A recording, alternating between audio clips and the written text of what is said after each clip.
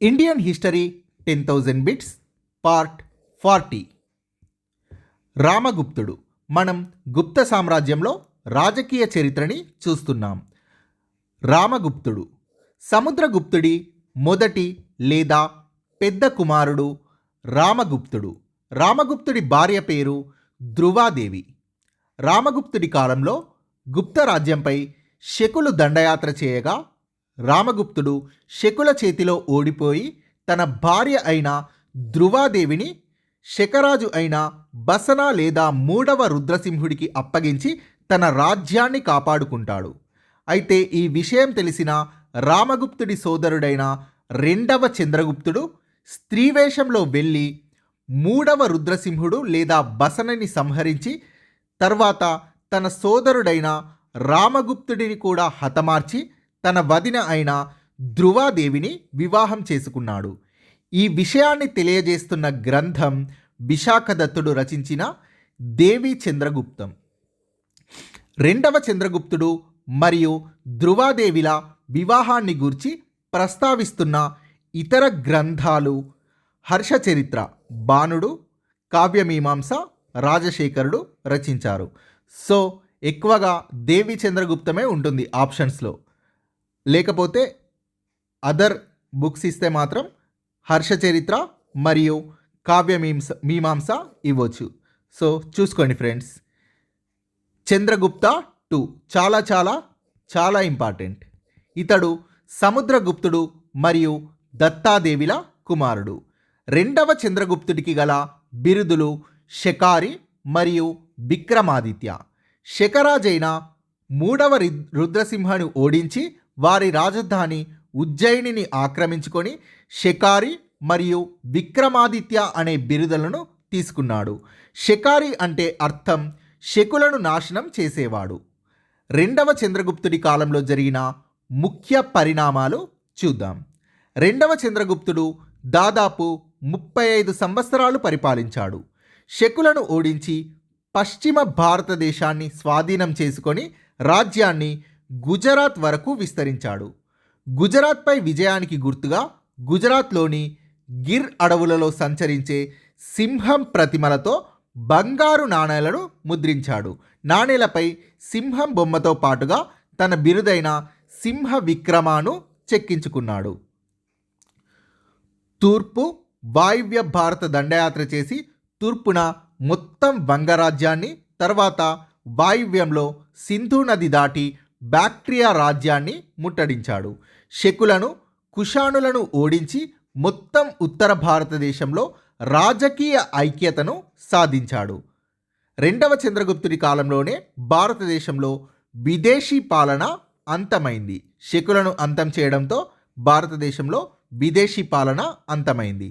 రాజధానిని పాటలీపుత్రం నుండి ఉజ్జయినికి మార్చినది రెండవ చంద్రగుప్తుడు. ఢిల్లీలో మెహ్రౌలి ఇనుపస్తంభం వేయించినది రెండవ చంద్రగుప్తుడు. మెహ్రౌలి ఇనుపస్తంభం వేయించినది రెండవ చంద్రగుప్తుడు. చాలా చాలా ఇంపార్టెంట్.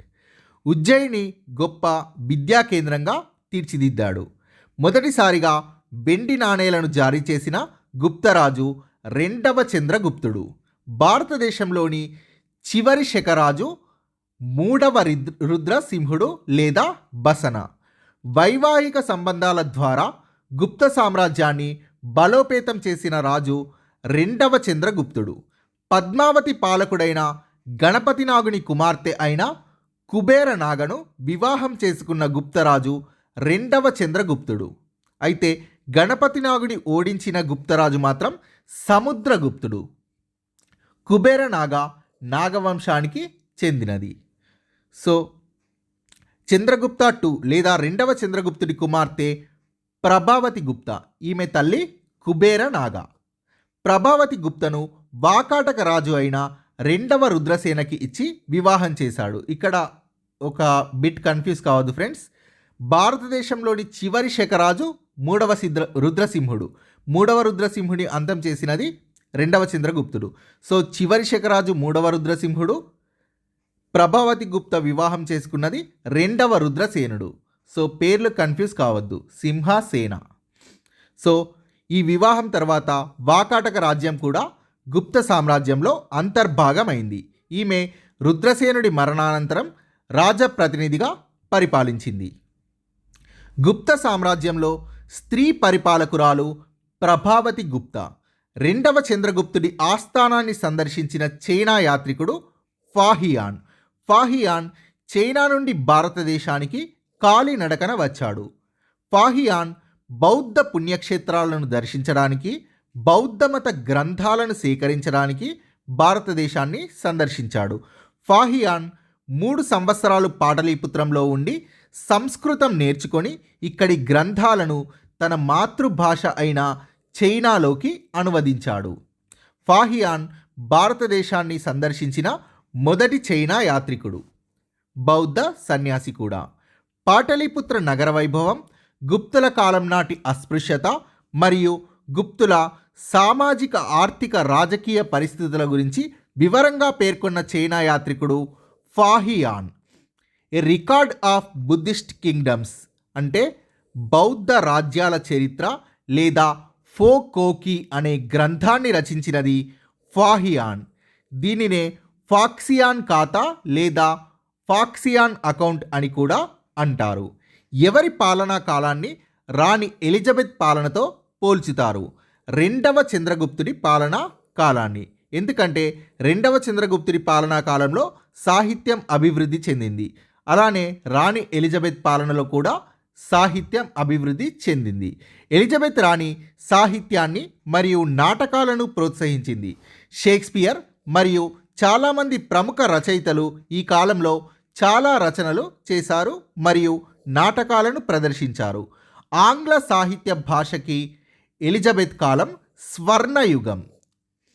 ఏ గుప్తరాజు పాలనా కాలంలో సాహిత్యం అత్యున్నత దశకు చేరుకుంది?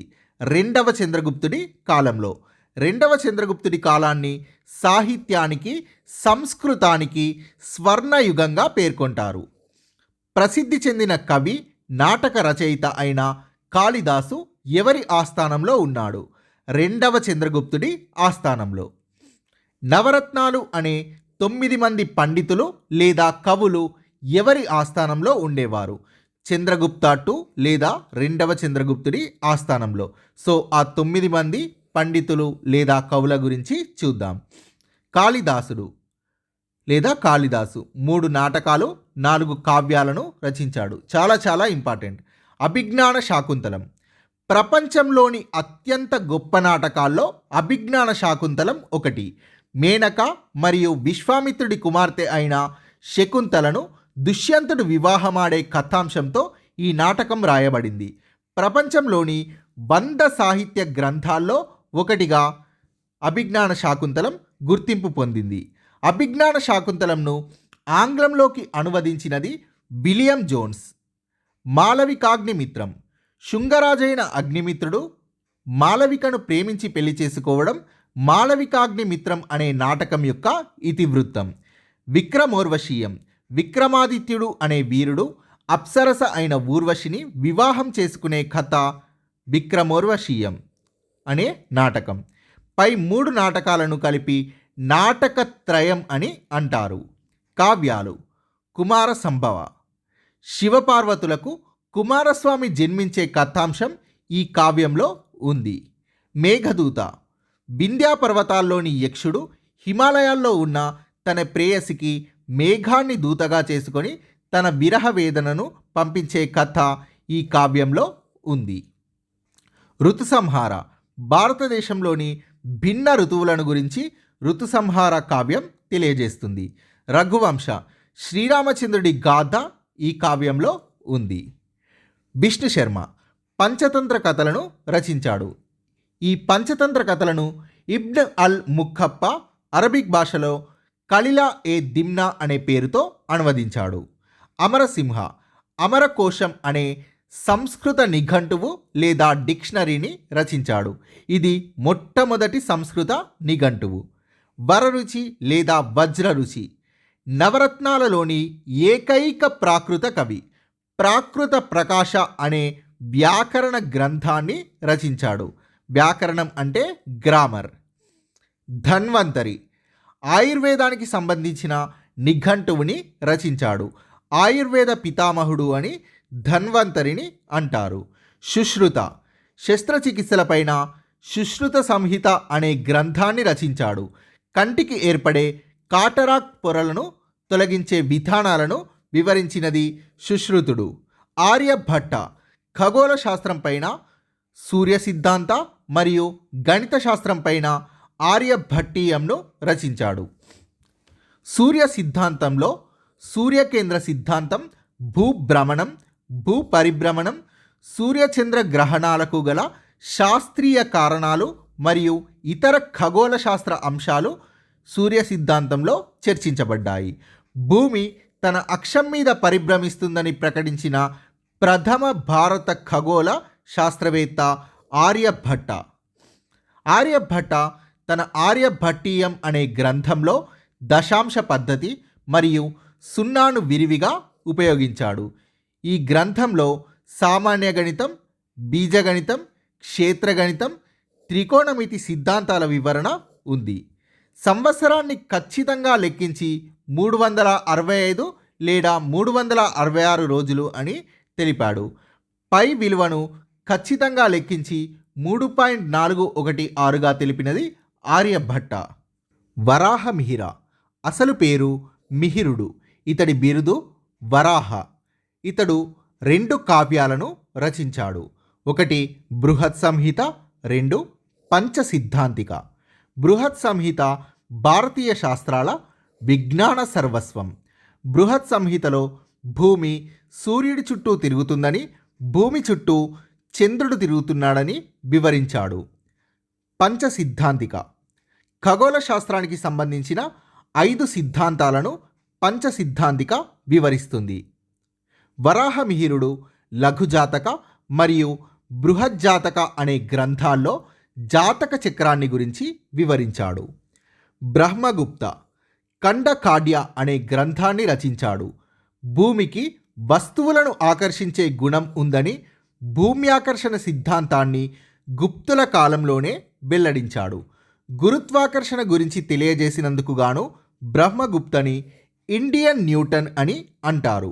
ప్రపంచంలోనే మొదటిసారిగా గురుత్వాకర్షణ సిద్ధాంతాన్ని తెలియజేసినది బ్రహ్మగుప్త. సున్నాని ఒక సంఖ్యగా వాడిన మొట్టమొదటి వ్యక్తి బ్రహ్మగుప్త. బ్రహ్మగుప్తుని బిరుదు గణకచక్ర చూడామణి. ఇండియన్ షేక్స్పియర్ అని ఎవరిని అంటారు? కాళిదాసుని. కాళిదాసుకి ఇండియన్ షేక్స్పియర్ అనే బిరుదుని ఇచ్చినది జర్మన్ కవి గోయితి లేదా గోథి. కొన్ని బుక్స్లో బిఏ స్మిత్ అని ఉంది. బట్ ఇంటర్నెట్లో ఇచ్చిన ఇన్ఫర్మేషన్ ప్రకారం అయితే ఆన్సర్ జర్మన్ కవి గోయితి లేదా గోథి. జర్మన్ కవి గోయితి ఈ నాటకంని చదివి ఆనందంతో నృత్యం చేశాడట. శకుంతలను దుష్యంతుడు వివాహమాడే కథాంశంతో రూపొందిన నాటకం అభిజ్ఞాన శాకుంతలం. దీనిని రచించినది కాళిదాసు. అభిజ్ఞాన శాకుంతలం అనే నాటకంను ఆంగ్లంలోకి అనువదించినది విలియం జోన్స్. విక్రమోర్వశీయం అనే గ్రంథాన్ని రచించినది కాళిదాసు. మాలవికాగ్ని మిత్రం అనే గ్రంథాన్ని రచించినది కాళిదాసు. రఘువంశ అనే కావ్యంని రచించినది కాళిదాసు. భారతదేశంలోని భిన్న ఋతువులను తెలియజేసే కావ్యం ఋతుసంహార. ఋతుసంహారని రచించినది కాళిదాసు. కుమారస్వామి జన్మ వృత్తాంతాన్ని తెలిపే కాళిదాసు రచన కుమార సంభవ. మేఘదూత కావ్యాన్ని రచించినది కాళిదాసు. పంచతంత్ర కథలను అరబిక్ భాషలో అనువదించినది. మిస్టేక్ పడింది ఫ్రెండ్స్. ఇబ్న్ అల్ ముఖప్ప. పంచతంత్ర కథలను అరబిక్ భాషలో ఏ పేరుతో అనువదించారు? ఖలీలా ఏ దిమ్నా. అమరకోశం అనే సంస్కృత నిఘంటువుని రచించినది అమరసింహ. అమరకోశం అనే గ్రంథానికి మరొక పేరు లింగానుశాసనం. నవరత్నాలలో ఏకైక ప్రాకృత కవి వరరుచి లేదా వజ్రరుచి. ప్రాకృత ప్రకాశ అనే వ్యాకరణ గ్రంథాన్ని రచించినది వరరుచి లేదా వజ్రరుచి. ఆయుర్వేదానికి సంబంధించిన నిఘంటువుని రచించినది ధన్వంతరి. సుశ్రుత సంహిత అనే గ్రంథం దేనిపై రాయబడింది? శస్త్రచికిత్సలపై. సూర్య సిద్ధాంత అనే గ్రంథం దేనిపై వ్రాయబడింది? ఖగోళ శాస్త్రంపై. ఆర్యభట్టీయం అనే గ్రంథం దేనిపై రాయబడింది? గణిత శాస్త్రంపై. భూమి తన అక్షం మీద పరిభ్రమిస్తుందని ప్రకటించిన ప్రథమ భారత ఖగోళ శాస్త్రవేత్త ఆర్యభట్ట. గణిత శాస్త్రం పై విలువను ఖచ్చితంగా తెలియజేసినది ఆర్యభట్ట. వరాహమిహిరుడు రచించిన గ్రంథాలు బృహత్ సంహిత మరియు పంచసిద్ధాంతిక. ఇండియన్ న్యూటన్ అని ఎవరిని అంటారు? బ్రహ్మగుప్తుడిని. సున్నాని ఒక సంఖ్యగా వాడిన మొదటి వ్యక్తి బ్రహ్మగుప్తుడు. ఖండఖాడ్య అనే గ్రంథాన్ని రచించినది బ్రహ్మగుప్త. బ్రహ్మగుప్త బిరుదు గణక చక్ర చూడామణి. Thank you friends. Please subscribe this channel. మీకు వీడియో కనుక నచ్చినట్లయితే లైక్ చేయండి ఫ్రెండ్స్.